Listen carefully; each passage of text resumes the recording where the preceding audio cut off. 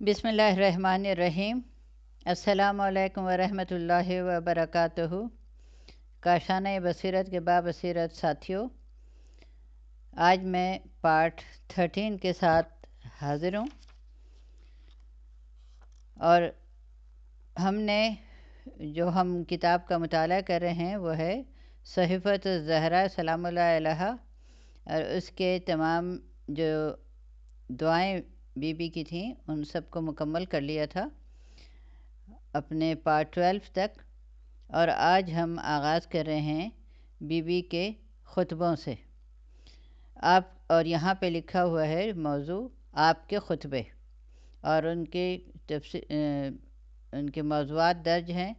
Number 1 ہے غضب فدق کے بعد کا خطبہ، نمبر 2 بیماری میں انصار و مہاجرین کی خواتین کے درمیان خطبہ، اور نمبر 3 اپنے شوہر کے حق کے غاصبوں کے درمیان۔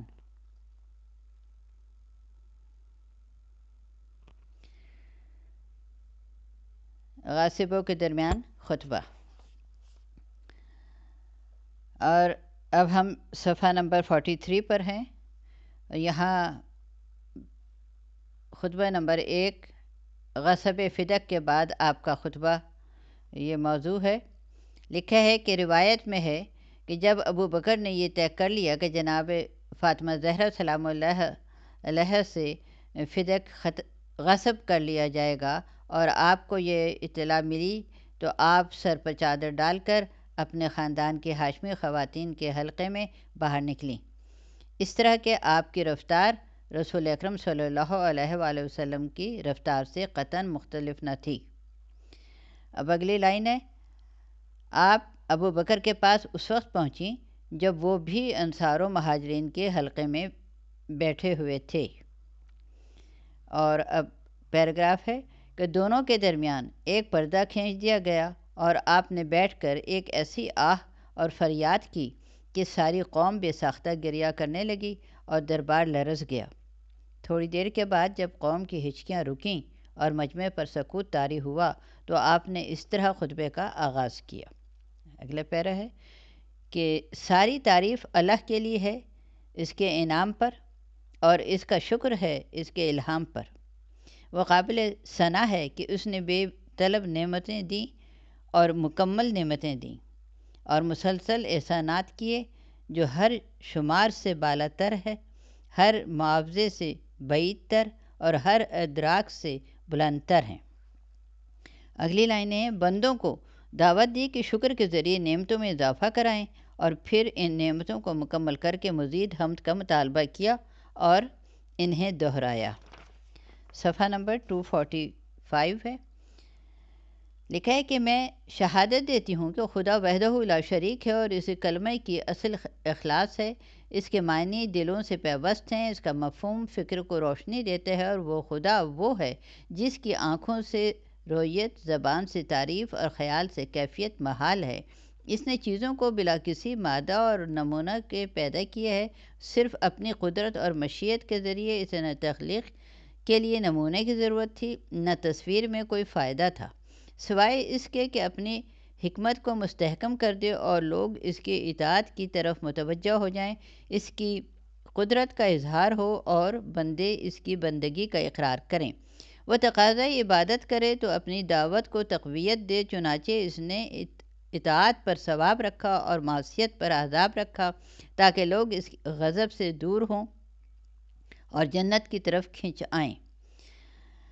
اگلا پیراگراف ہے کہ میں شہادت دیتی ہوں کہ میرے والد، اب یہاں جو والد کا ذکر ہے تو نیچے اس کی تفصیل بیان کی گئی ہے، وضاحت کی گئی ہے۔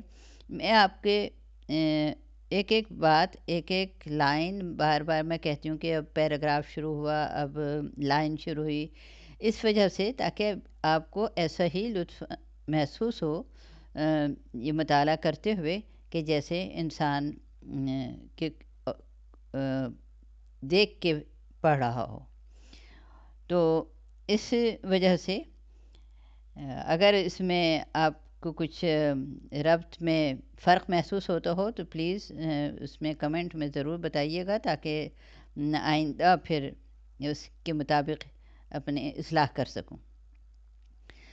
جی، تو یہاں پہ لکھا ہے کہ دربار خلافت میں اپنے حق کے اثبات کے لیے شہادت رسالت کے ساتھ رشتے کا اظہار انتہائی بلاغت کا حامل ہے۔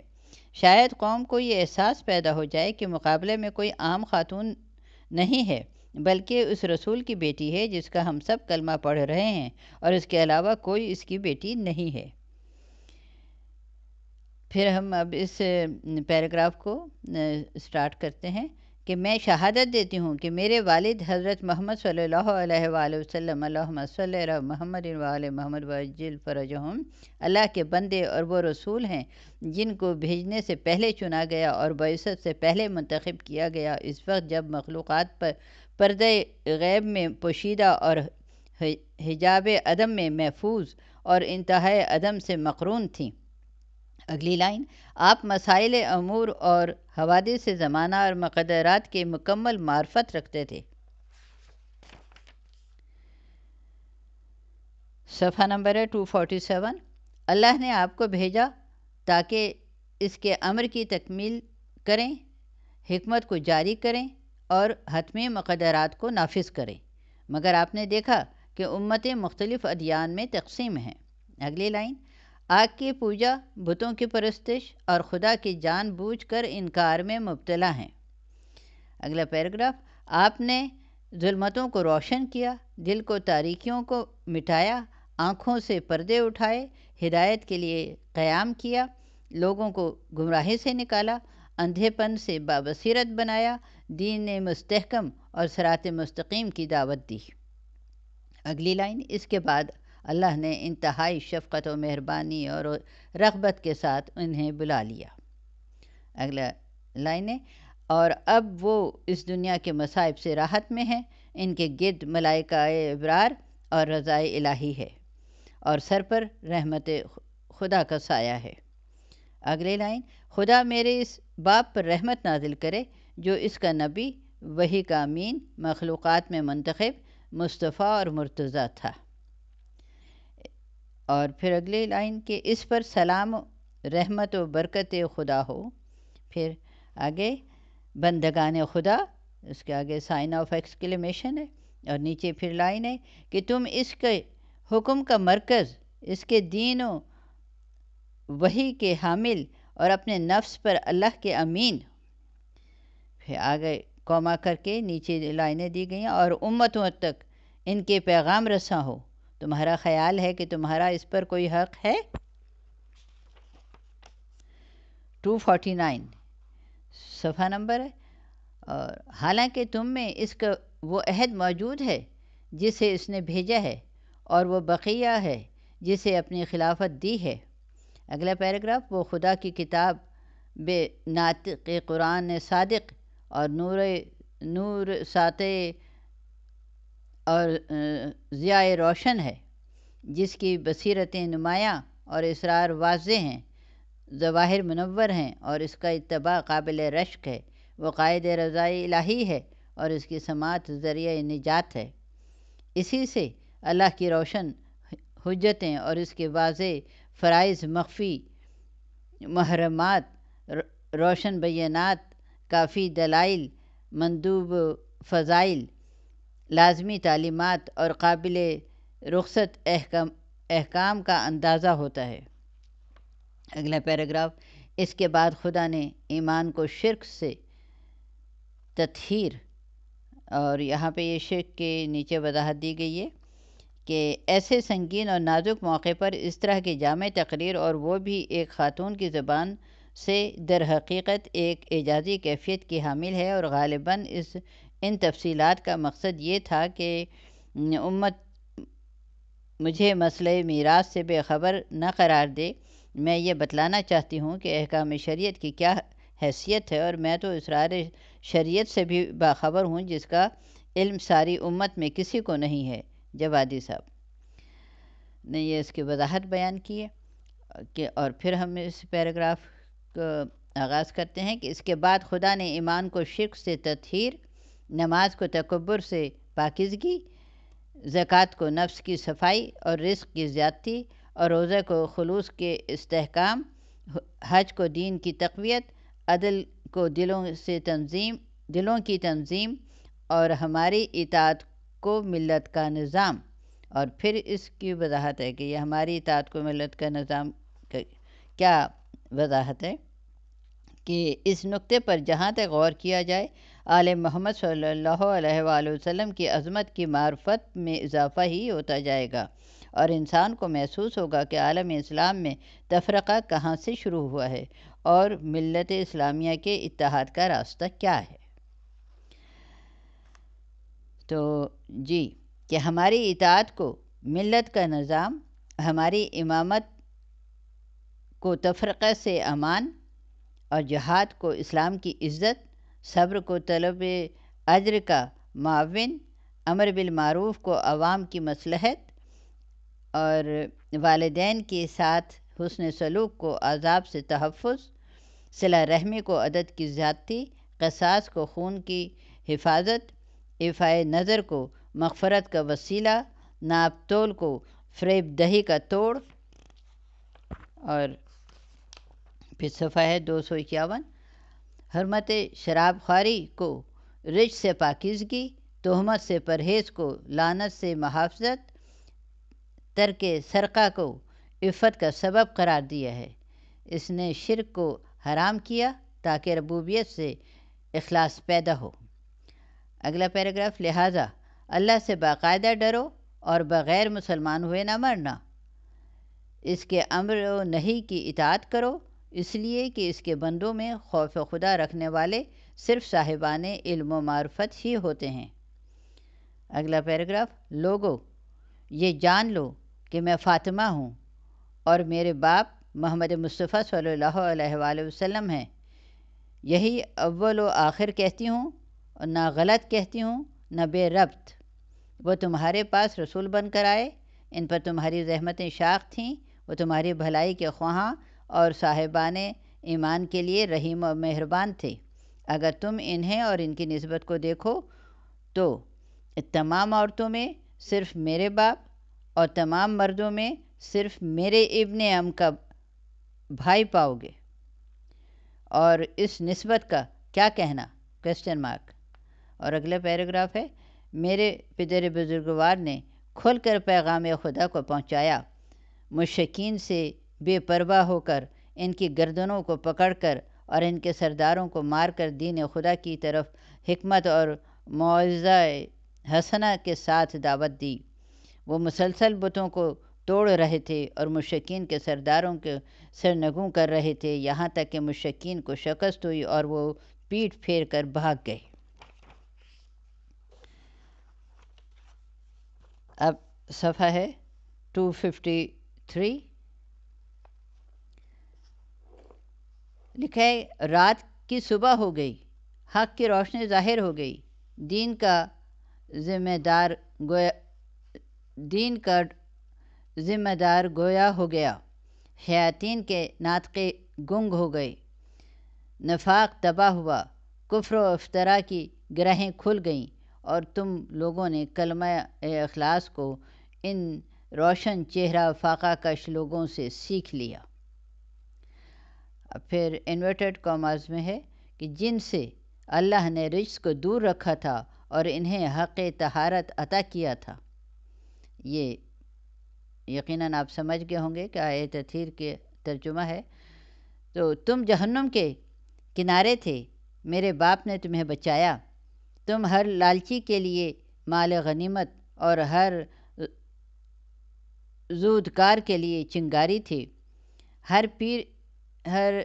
پیر کے نیچے پامال تھے، گندا پانی پیتے تھے، پتے چباتے تھے، ذلیل اور پست تھے.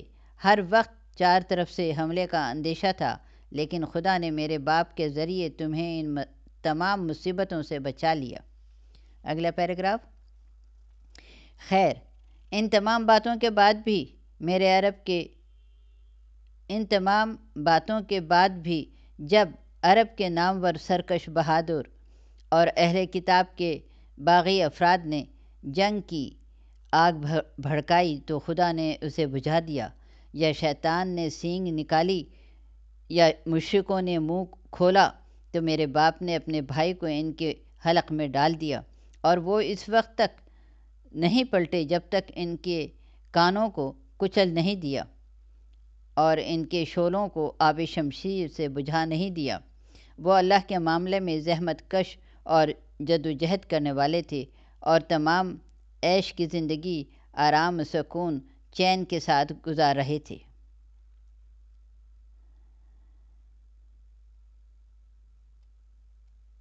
اس جملے کو ذرا دوبارہ پڑھتی ہوں۔ وہ اللہ کے معاملے میں زحمت کش اور جدوجہد کرنے والے تھے اور تم عیش کی زندگی آرام، سکون و چین کے ساتھ گزار رہے تھے۔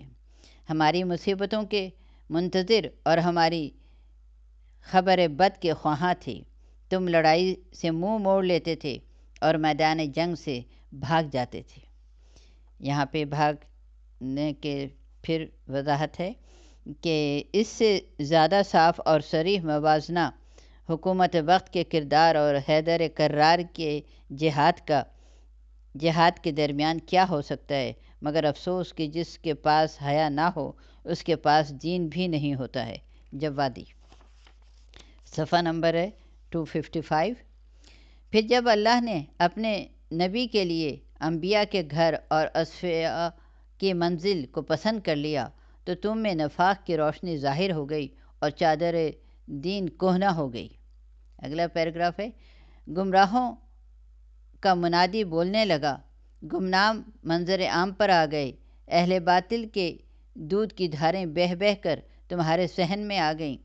شیطان نے سر نکال کر تمہیں آواز دی تو تمہیں اپنی دعوت کا قبول کرنے والا اور اپنی بارگاہ میں عزت کا طالب پایا۔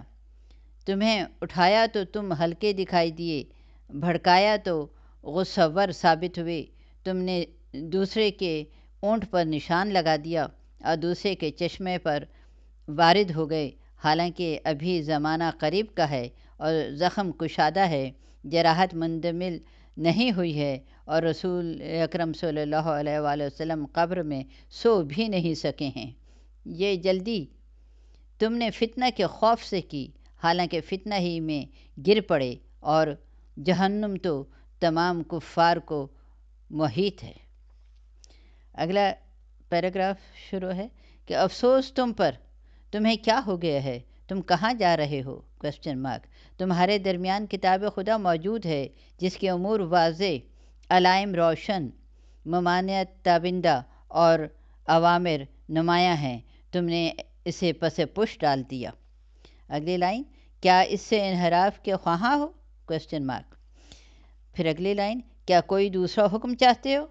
تو یہ بہت برا بدل ہے، اور جو غیر اسلام کو دین بنائے گا اس سے وہ قبول بھی نہ ہوگا اور آخرت میں خسارہ بھی ہوگا۔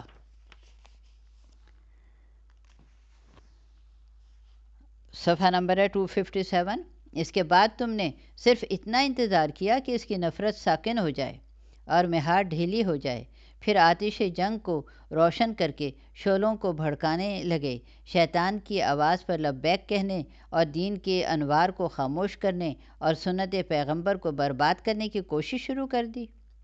بالائی جہاد میں اپنی سیری سمجھتے ہو اور رسول اکرم صلی اللہ علیہ وآلہ وسلم کے اہل اور اہل بیت علیہ السلام کے لیے پوشیدہ ضرر رسانی کرتے ہو۔ ہم تمہارے حرکات پر یوں صبر کرتے ہیں جیسے چھری کی کاٹ اور نیزے کے زخم پر۔ تمہارا خیال ہے کہ میرا میراث میں حق نہیں ہے؟ کیا تم جاہلیت کا فیصلہ چاہتے ہو جبکہ ایمان والوں کے لیے اللہ سے بہتر کوئی حاکم نہیں ہے؟ اگلی لائن، تمہارے لیے مہر نیمروز کی طرح روشن ہے کہ میں اسی نبی کی بیٹی ہوں۔ اے ابو بکر، کیا مجھے ان کی میراث نہ ملے گی؟ کیا قرآن میں یہی ہے کہ تو اپنے باپ کا وارث بنے اور میں اپنے باپ کے وارث نہ بنوں؟ یہ کیسا افطرا ہے؟ اگلی لائن، کیا تم نے قصداً کتاب خدا کو پس پش ڈال دیا ہے؟ یہاں پر کتاب کے پھر آگے نیچے وضاحت دی گئی ہے کہ یہ وہی قوم ہے جس نے چند روز قبل رسول اکرم صلی اللہ علیہ وآلہ وسلم کے وقت آخر یہ اعلان کیا تھا کہ ہمارے لیے کتاب خدا کافی ہے۔ آج یہ قوم کتاب خدا سے بھی انحراف کر رہی ہے۔ سچ ہے اقتدار کی سیاست کا کوئی مذہب نہیں ہوتا۔ جوادی۔ اگلا پیراگراف ہے، اسی پیراگراف جو ہم نے شروع کیا تھا اس کو دوبارہ مطالعہ کرتے ہیں۔ کیا تم نے قصداً کتاب خدا کو پس پشت ڈال دیا ہے، جبکہ اس میں سلیمان علیہ السلام کے وارث داؤد علیہ السلام ہونے کا ذکر ہے، اور حضرت زکریا علیہ السلام کی یہ دعا ہے کہ خدایا مجھے ایسا ولی دے دے جو میرا اور آل یعقوب علیہ السلام کا وارث ہو۔ اور اگلی لائن کے اور یہ اعلان ہے کہ قرابت دار بعض سے اولا ہیں۔ صفحہ نمبر ہے 259۔ اور یہ ارشاد ہے کہ خدا اولاد کے بارے میں تم کو یہ نصیحت کرتا ہے کہ لڑکے کو لڑکی کا دوگنا ملے گا، اور یہ تعلیم ہے کہ مرنے والا اپنے والدین اور اقربا کے لیے وصیت کرے۔ یہ متقین کی ذمہ داری ہے، اور تمہارا خیال ہے کہ نہ میرا کوئی حق ہے، نہ میرے باپ کی میراث ہے، اور نہ میری کوئی قرابت داری ہے۔ کیا تم پر کوئی خاص آیت نازل ہوئی ہے جس میں میرا باپ شامل نہیں ہے؟ Question mark. اگلی لائنیں، یا تمہارا کہنا یہ ہے کہ میں اپنے باپ کے مذہب سے الگ ہوں اس لیے وارث نہیں ہوں؟ کیا تم عام و خاص قرآن کو میرے باپ اور میرے ابن ام سے زیادہ جانتے ہو؟ یہاں پہ ابن ام کے لیے پھر وضاحت ہے کہ اصل مسئلہ یہی ہے کہ امت نے اہل بیت کو نظر انداز کر دیا ہے، اور جنہیں علم قرآن کے حامل بنایا گیا تھا، اور اس کے نتیجے میں حدود دین اور حقوق بشر مسلسل پامال ہو رہے ہیں۔ جوادی۔ پھر ہے کہ خیر، یہ سب بیان کرنے کے بعد جناب فاطمہ زہرا سلام اللہ علیہ فرما رہی ہیں، خیر ہوشیار ہو جاؤ، آج تمہارے سامنے وہ ستم رسیدہ ہے جو کل تم سے قیامت میں ملے گی، جب اللہ حاکم اور محمد صلی اللہ علیہ وآلہ وسلم طالب حق ہوں گے۔ موعد قیامت کا ہوگا، اور ندامت کسی کے کام نہ آئے گی، اور ہر چیز کا ایک وقت مقرر ہے۔ ان قریب تمہیں معلوم ہو جائے گا کہ کس کے پاس رسوا کن عذاب آتا ہے اور کس پر مصیبت نازل ہوتی ہے۔ صفحہ نمبر ہے 261۔ اس کے بعد آپ انصار کی طرف متوجہ ہوئیں اور فرمایا، اے جواں مرد گروہ، یہ الگ الگ لائنوں میں مختلف اس کے ساتھ ہے، ملت کے قوت بازو، اسلام کے انصار، یہ آپ نے ان کو القابات دیے، اور اس کے بعد یہ پیراگراف شروع ہوتا ہے کہ یہ میرے حق میں چشم پوشی اور میری ہمدردی سے غفلت کیسی ہے؟ Question mark. کیا وہ رسول صلی اللہ علیہ وآلہ وسلم میرے باپ نہ تھے جنہوں نے یہ کہا تھا کہ انسان کا تحفظ اس کی اولاد میں ہوتا ہے؟ تم نے بہت جلدی خوفزدہ ہو کر یہ اقدام کیا، حالانکہ تم میں وہ حق والوں کی طاقت تھی جس کے لیے میں حیران و پریشان ہوں۔ کیا تمہارا یہ بہانہ ہے کہ رسول اللہ صلی اللہ علیہ وآلہ وسلم کا انتقال ہو گیا ہے تو بہت بڑا حادثہ رونما ہو گیا ہے؟ اگلا پیراگراف، جس کا رخنہ وسیع، شگاف کشادہ اور اتصال شگافتہ ہو گیا ہے۔ زمین ان کی غیبت سے تاریک، ستارے بے نور، امیدیں ساکن، پہاڑ سے نگو، حریم زائل اور حرمت برباد ہو گئی ہے۔ اگلا پیراگراف، یقیناً یہ بہت بڑا حادثہ اور بڑی عظیم مصیبت ہے، نہ ایسا کوئی حادثہ ہے اور نہ سانحہ۔ خود قرآن نے تمہارے گھروں میں صبح و شام بآواز بلند تلاوت اور الحان کے ساتھ اعلان کر دیا تھا کہ اس کے پہلے جو کچھ دوسرے انبیاء پر گزرا وہ اٹل حکم اور حتمی قضا تھی، اور یہ بھی ایک رسول ہیں جنہیں موت آئے گی، تو کیا تم ان کے بعد الٹے پاؤں پلٹ جاؤ گے؟ Question mark. اور آخری لائن ہے کہ ظاہر ہے اس سے اللہ کا کوئی نقصان نہ ہوگا، اور وہ اہل شکر کو جزا دے کے رہے گا۔ اور اب صفحہ نمبر ہے 263، اور لکھے، ہاں اے انصار، کیا تمہارے دیکھتے سنتے اور تمہارے مجمع میں میری میراث ہضم ہو جائے گی؟ Question mark. اور اگلی لائن، تم تک میری آواز بھی پہنچی، تم باخبر بھی ہو، تمہارے پاس اشخاص، اسباب، آلات، قوت، اسلحہ اور سپر سب کچھ موجود ہے۔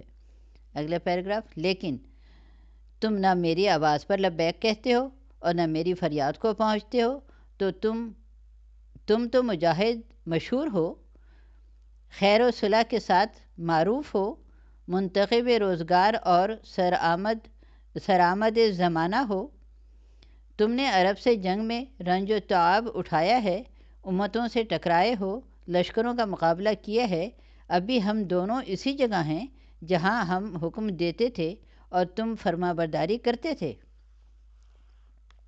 اگلا پیراگراف، یہاں تک کہ ہمارے دم سے اسلام کی چکی چلنے لگی، زمانہ کا دودھ نکال لیا گیا، شرک کے نعرے پست ہو گئے، افتراء کے فوارے دب گئے، کفر کی آگ بجھ گئی، فتنہ کی دعوت خاموش ہو گئی، دین کا نظام مستحکم ہو گیا، تو اب تم اس وضاحت کے بعد کہاں چلے گئے اور اس اعلان کے بعد کیوں پردہ پوشی کر لی؟ Question mark. آگے لائن ہے، آگے بڑھ کر قدم کیوں پیچھے ہٹا دیے؟ Question mark. ایمان کے بعد کیوں مشرک ہوئے جا رہے ہو؟ Question mark. کیا اس قوم سے جنگ نہ کرو گے جس نے اپنے عہد کو توڑا اور رسول کو نکالنے کی فکر کی اور پہلے تم سے مقابلہ کیا؟ پیج ہے 265۔ کیا تم ان سے ڈرتے ہو جبکہ خوف کا مستحق صرف خدا ہے؟ اگر تم ایماندار ہو، خبردار، میں دیکھ رہی ہوں، یہ اگلا پیراگراف ہے، میں دیکھ رہی ہوں کہ تم دائمی پستگی میں گر گئے اور تم نے بست و کشاد کے صحیح حقدار کو دور کر دیا، آرام طلب ہو گئے اور تنگی سے وسعت میں آ گئے، جو سنا تھا اسے پھینک دیا اور جو بادل نخواستہ نگل لیا تھا اسے اگل دیا۔ خیر، تم کیا اگر ساری دنیا بھی کافر ہو جائے تو اللہ کو کسی کی پرواہ نہیں ہے۔ اور اگلی لائن، خیر مجھے جو کچھ کہنا تھا وہ کہہ چکی، تمہاری بے رخی اور بے وفائی کو جانتے ہوئے جس کو تم لوگوں نے شعار بنا لیا ہے۔ اگلی لائن، لیکن یہ تو ایک دل گرفتگی کا نتیجہ اور غضب کا اظہار ہے، ٹوٹے ہوئے دل کی آواز ہے، ایک اتمام حجت ہے، چاہو تو اسے ذخیرہ کر لو۔ اور اگلی لائن ہے، مگر یہ پیٹھ کا زخم ہے، پیروں کا گھاؤ ہے، ذلت کی بقا ہے اور غضب خدا اور ملامت دائمی سے معصوم ہے اور اللہ کی اس بھڑکتی آگ سے متصل ہے جو دلوں پر روشن ہوتی ہے۔ خدا تمہارے کرتوت کو دیکھ رہا ہے اور عن قریب ظالموں کو معلوم ہو جائے گا کہ وہ کیسے پلٹائے جائیں گے۔ اور اگلی لائن ہے، میں تمہارے اس رسول کی بیٹی ہوں جس نے عذاب شدید سے ڈرایا ہے، اب تم بھی عمل کرو، میں بھی عمل کرتی ہوں، تم بھی انتظار کرو اور میں بھی وقت کا انتظار کر رہی ہوں۔ اللہم صلی علی محمد و آل محمد وعجل فرجہم۔ یہاں پر بی بی کا ابھی مکمل یہ خطبہ مکمل نہیں ہوا ہے، لیکن یہاں تک مکمل ہو گیا اور ہماری آڈیو بھی ہم یہاں پہ اس کو اختتام کو پہنچائیں گے، اور آگے پھر کچھ جو ہے وہ پھر اگلے صفحے سے نیکسٹ آڈیو میں پڑھیں گے۔ اللہم صلی علی محمد و آل محمد وعجل فرجہم۔